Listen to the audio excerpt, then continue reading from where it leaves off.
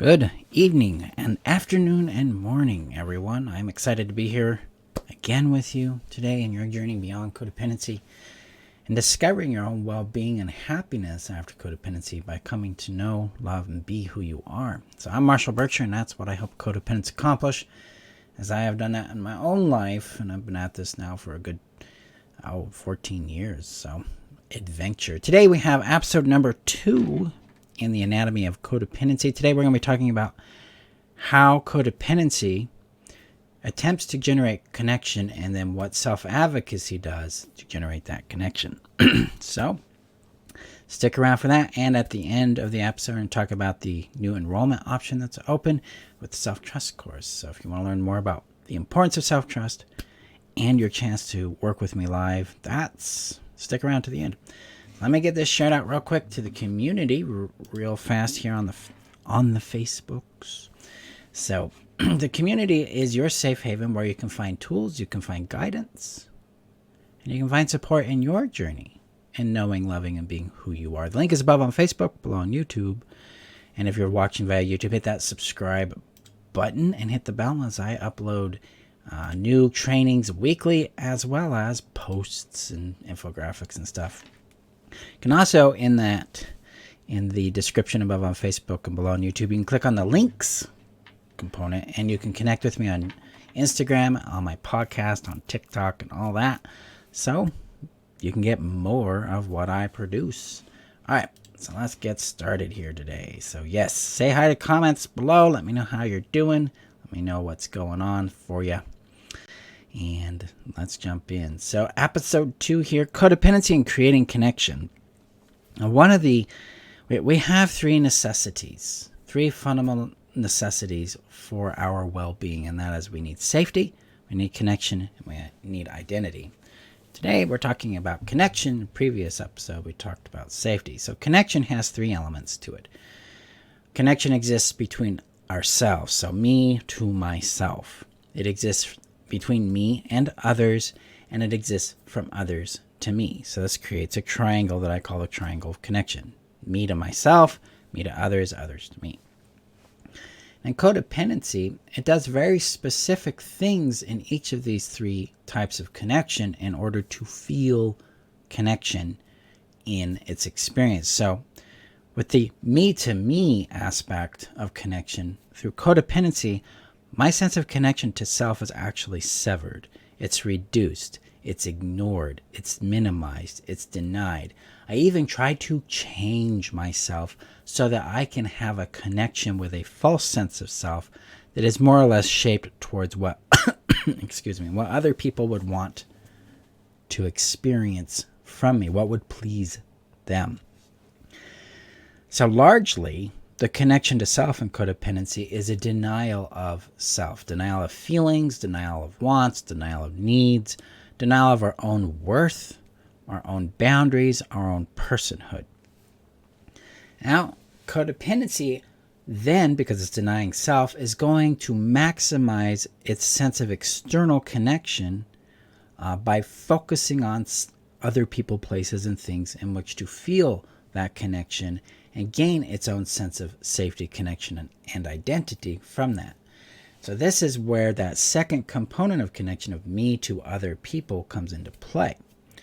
So codependency looks to other people to help define its value, its safety, its purpose, its identity, and its own sense of reality and what is real and what is not. And this is the primary thing codependency does with the connection of me to other people. What do they think? What do they value? What are they saying about me? What does that mean about me as a person?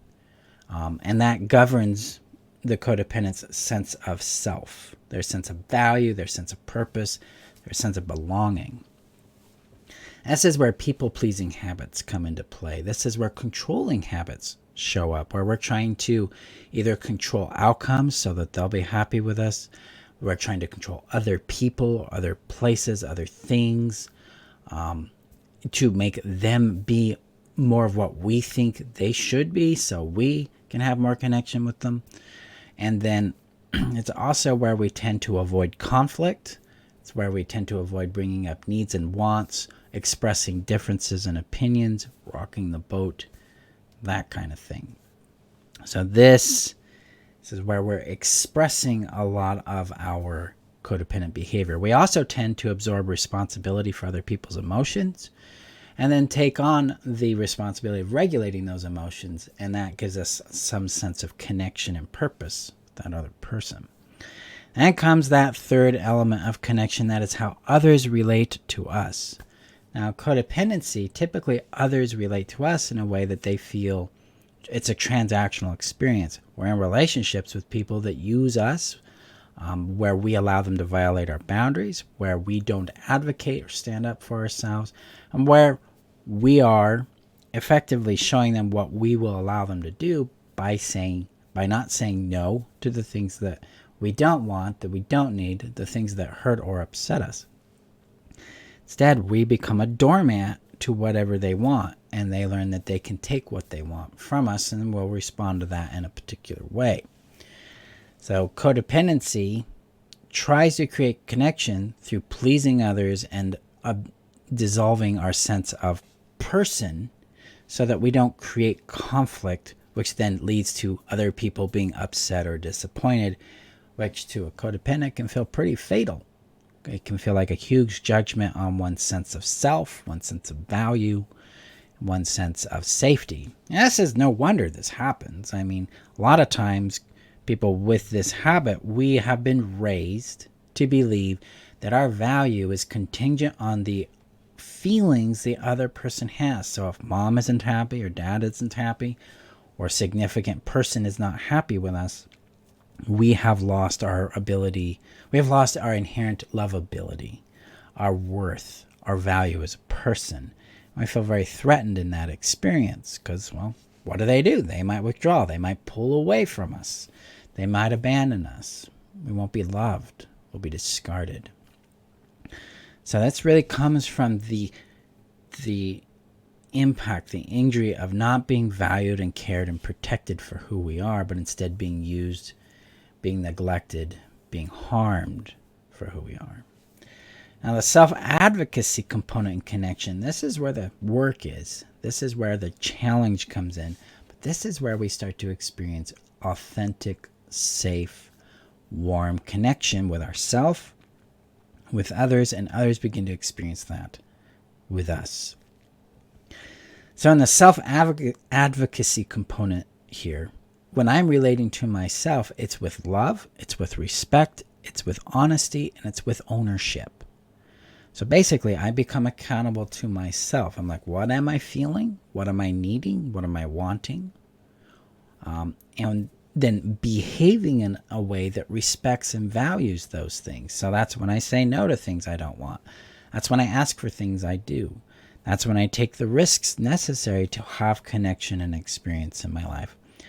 This is where I speak kindly to myself, where I respond with care and trust in the legitimacy of my lived experiences, of my feelings, of my reactions, what's coming up within me.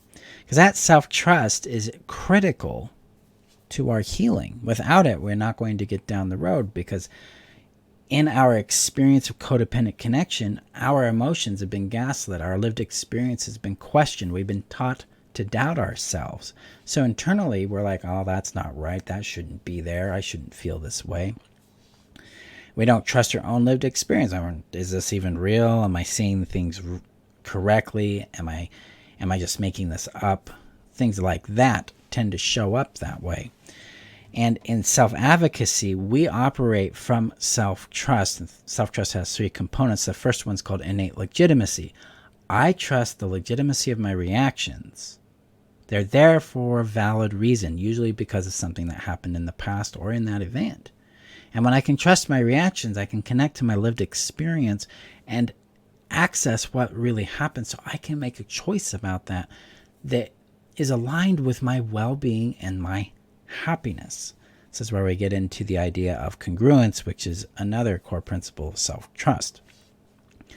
So this is how I relate to myself. I trust what shows up. I listen to it and I care for it, and I respond to it through my choices and actions in a way that provides more well-being, more safety, and more clarity for myself. Now that influences how I react to other people, how I respond to them. I'm direct, I'm clear, I'm simple. I express my boundaries. I communicate what those things need to be and what I expect in that regard. And then I watch what they do. And if they don't respect them, then I'm going to make choices about where they belong in my life rather than giving them numerous unending chances. They get 2 or 3 shots to get this down, and then there's a pattern emerging. That's where I'm going to change things. I also do that with my own behavior. Sometimes I make commitments I can't keep. I realize that, and I end those commitments. I change them, and I move towards an agreement I can keep. That's part of how we relate with others and with ourselves, because self-advocacy is about integrity. It's about self-trust. It's about ownership and accountability. And it's about fostering long-term well-being and our happiness in our life. So my response to others is to say yes and no, honestly. It's to ask for things. It's to play. It's to enjoy them. It's to acknowledge them. It's to be present with them while being myself. Now, the third component, that people interacting with me. Well, I'm going to interact with people from this angle of self-advocacy in ways that respect me. If they respect my no's, they respect my boundaries, they value my emotions, they value the impacts their choices and actions have on me, that's someone I'm going to have in my life. That's someone that I can trust. That's someone that values me. See, when I contrast this against the codependent approach to connection, it's all about what works and values me and keeps me safe and well-being, and keeps them in well-being and safe too. It has to work for both, or it doesn't work for anyone when it comes to healthy relationships. Whereas in codependency, it's whatever the other person demands in order for me to keep them in my life. And that's a form of emotional slavery that way. That's a very, very hard way to live. So I'm going to check the comments here. Brenda says, thank you. It's amazing others take so much. How do they not have values not to use you? Well, here's the trick. This isn't about others and them taking so much. This is kind of a blunt thing. This is about you not understanding your boundaries and your limits and communicating that. See, other people are not responsible for understanding our boundaries and our limits and our capacity. That is not their job. That is our job. Our job is to communicate that and say, hey, I'm not going to give that anymore. This is enough for me today. So it's up to us to communicate our boundaries. It's not up to them to check in or create those for us. Now, if they acknowledge the boundary and then they keep pressing to get more, then they are demonstrating that they feel entitled to more from you. And that's where you're going to have to put down a hard boundary of like, hey, you keep doing this, I'm going to disengage from this. I'm going to stop talking with you. I'm going to stop interacting with you. Because boundaries are for us. They are not for them. Boundaries define what we do in response to their behaviors. So that's a critical component in shifting our orientation to others. Others are not fundamentally responsible for us. We are responsible for us. And then we are also responsible for communicating that to the other people involved so they understand what our terms are for interacting with us. So that's part of that self-advocacy component. The codependent component would want someone else to be responsible and sensitive to our capacities, but that's making someone else responsible for something they have no power over and no knowledge of generally. So that's a place to untangle there. All right. So my friends, this is how codependency tries to create connection in our world. And what's most important is we start transitioning to self-advocacy. Now, self-advocacy relies on self-trust. And this is why I created the self-trust course. And that is what's open for enrollment right now. It starts May 9th. It goes for 12. Well, it's a 2-section course. There's 8 weeks. They run from May 9th to June 27th. And then there's 4 additional classes that happen in August. And this allows you to have some practice with the core fundamentals of self-trust before we do some more advanced components on it. So self-trust is going to teach you how to trust your innate legitimacy and your emotions, your lived experiences, your limits, your boundaries, your capacities, as well as your needs and wants. And then it's going to teach you how to trust your natural completeness, which involves your own intrinsic worth, and then valuing and understanding the usefulness of having limits, having boundaries and having limited capacities in certain areas. And then it's going to help you create congruence, which is the third component of self-trust, where your choices and actions are aligned with the values and principles that matter to you so that you can get outcomes in your life that produce more well-being in your daily life. From there, when you combine all three elements of innate legitimacy, natural completeness, and congruence, you are able to trust yourself to make better choices and actions, which is going to propel you forward faster in your healing, because now you don't have to deal with the weight of self-doubt and self-gaslighting, and you're able to answer the question, how do I trust myself? Because that's what that course is designed to do. You want to learn more about it? You want to enroll? The link is above on Facebook, below on YouTube, and on the front page of my website at happinessaftercodependency.com. Come join us. There's limited seating there. We've got 22 out of 25 seats available. Come jump in. Let's change your world by healing that self-trust. Thank you, my friends, for being here. Go forward, explore in the world where you're connecting from a codependent angle versus a self-advocating angle. Let's see what you discover as you try out saying no and saying yes and advocating for what matters to you so that you can have healthier, happier connections that add to your life so you don't have to live with that dreaded fear and anxiety and rumination that comes by living with unhealthy connection. So go for it. Go gently with yourselves, and I see you guys in our next episode. Bye-bye.